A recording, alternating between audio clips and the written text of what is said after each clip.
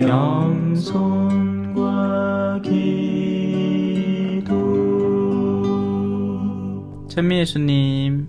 그때 예수님께서 제자들에게 말씀하셨다. 사람의 아들이 영광에 쌓여 모든 천사와 함께 오면 자기의 영광스러운 옥좌에 앉을 것이다. 그리고 모든 민족들이 사람의 아들 앞으로 모일 터인데 그는 목자가 양과 염소를 가르듯이 그들을 가를 것이다. 그렇게 하여 양들은 자기 오른쪽에, 염소들은 왼쪽에 세울 것이다. 그때 임금이 자기 오른쪽에 있는 이들에게 이렇게 말할 것이다. 내 아버지께 복을 받은 이들아, 와서 세상 창조 때부터 너희를 위하여 준비된 나라를 차지하여라. 너희는 내가 굶주렸을 때 먹을 것을 주었고, 내가 목말랐을 때 마실 것을 주었으며, 내가 나그네였을 때 따뜻이 맞아들였다. 또 내가 헐벗었을 때 입을 것을 주었고, 내가 병들었을 때 돌보아 주었으며, 내가 감옥에 있을 때 찾아주었다. 그러면 그 의인들이 이렇게 말할 것이다. 주님, 저희가 언제 주님께서 굶주리신 것을 보고 먹을 것을 드렸고 목마르신 것을 보고 마실 것을 드렸습니까? 언제 주님께서 나그네 되신 것을 보고 따뜻이 맞아 드렸고 헐벗으신 것을 보고 입을 것을 드렸습니까? 언제 주님께서 병드시거나 감옥에 계신 것을 보고 찾아가 뵈었습니까? 그러면 임금이 대답할 것이다. 내가 진실로 너희에게 말한다. 너희가 내 형제들인 이 가장 작은 이들 가운데 한 사람에게 해준 것이 바로 나에게 해준 것이다. 그때 임금은 왼쪽에 있는 자들에게도 이렇게 말할 것이다. 저주받은 자들아, 나에게서 떠나 악마와 그 부하들을 위하여 준비된 영원한 불 속으로 들어가라. 너희는 내가 굶주렸을 때 먹을 것을 주지 않았고 내가 목말랐을 때 마실 것을 주지 않았으며 내가 나그네였을 때 따뜻이 맞아들이지 않았다. 또 내가 헐벗었을 때 입을 것을 주지 않았고 내가 병들었을 때와 감옥에 있을 때 돌보아 주지 않았다. 그러면 그들도 이렇게 말할 것이다. 주님, 저희가 언제 주님께서 굶주리시거나 목마르시거나 나그네 되신 것을 보고 또 헐벗으시거나 병드시거나 감옥에 계신 것을 보고 시중 들지 않았다는 말씀입니까? 그때 임금이 대답할 것이다. 내가 진실로 너희에게 말한다. 너희가 이 가장 작은 이들 가운데 한 사람에게 해주지 않은 것이 바로 나에게 해주지 않은 것이다. 이렇게 하여 그들은 영원한 벌을 받는 곳으로 가고 의인들은 영원한 생명을 누리는 곳으로 갈 것이다. 주님의 말씀입니다.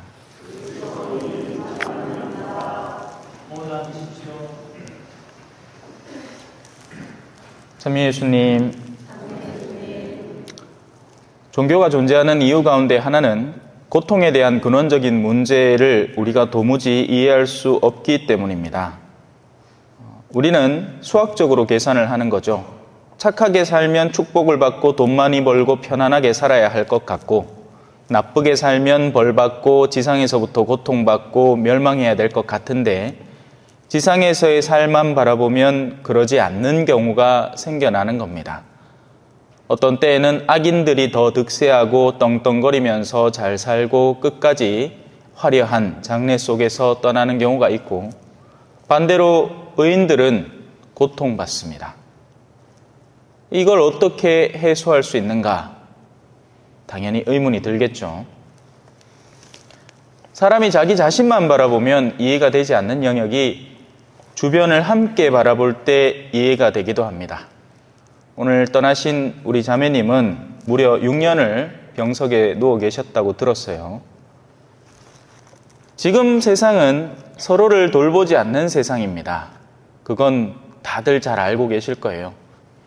제가 일하던 남미의 볼리비아에는 아직 우리나라의 60, 70년대 수준을 유지하고 있기 때문에 옆집에 누가 갑자기 급하게 어딜 나간다 하면 자녀들을 이웃집에 맡기고 가고 서로 그릇 숫자도 잘 알고 필요한 거 있으면 빌려주고 되받고 그런 유대관계가 존재를 했고 그 집 자식이 우리 집 자식이고 우리 집 자식이 그 집 자식인 그런 세상을 살아왔습니다.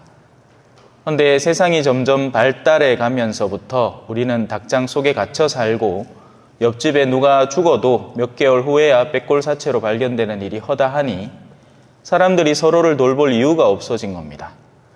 그러는 가운데 유일하게 우리가 그래도 신경 쓰고 돌봐야 하는 존재가 있으니 바로 우리의 가족들입니다. 이건 뗄래야 뗄 수도 없는 관계 속에서 우리는 책무를 지고 어떻게든 그들에게 남은 의무를 다해야 하는 입장이 펼쳐지는 거죠. 그 가운데 가장 우리가 신경 쓰고 돌보아야 하는 존재가 누구겠습니까?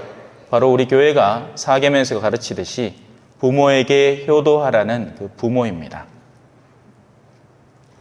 그래서 어떤 때는 하느님은 죄 없는 부모이지만 그 부모에게 어떤 위해를 가해서 자녀들이 자신을 돌보는 사랑을 뿜어내도록 하는 겁니다.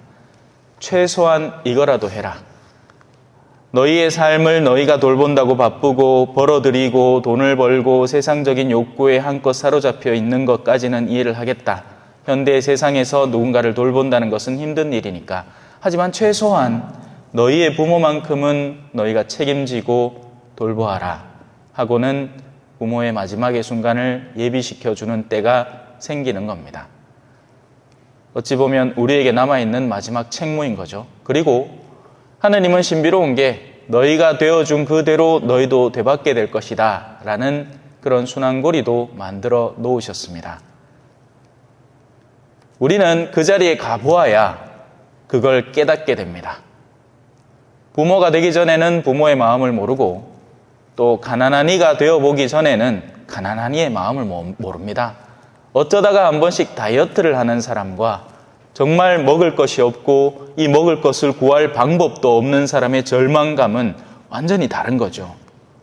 그래서 배고파 본 사람만이 진실로 배고픈 이를 도울 줄 알게 되는 겁니다. 옛날에는 부자들이 뜻이 있었어요. 자기들도 배고파 봤기 때문에 돈을 가지고 있더라도 남을 도울 줄 아는 훌륭한 부자들이 많았습니다. 하지만 지금은 졸부들이 많죠. 갑자기 어마어마한 금전적 혜택이 돌아오니 자기밖에 모르는 이기적인 환경 속에서 성장하고 그리고 훗날에는 그걸 자녀들에게 다시 되받게 됩니다. 모쪼록 오늘 떠나시는 우리 자매님 적지 않은 시간 고생하셨는데 지금이야 얼마나 솔직히 신앙적으로만 이야기하자면 기쁘겠습니까? 당신이 신앙이 있으셨고 드디어 자기의 묶여있던 몸에서 해방되어 하느님을 뵙는 순간이니 오늘 이 자리를 통해서 우리 유가족분들과 여기 모이신 분들 기도로 조금만 더 도와드리면 그동안의 순환의 시간과 더해서 수월하게 하늘나라에 올라가실 것을 충분히 예상할 수 있습니다. 지상에서 받는 고통의 시간은 허투루 지나가는 게 아닙니다. 사람은 괜히 고생하는 사람은 아무도 없습니다. 우리가 갖는 영적인 고통들은 훗날에는 다 영적 자산이 됩니다.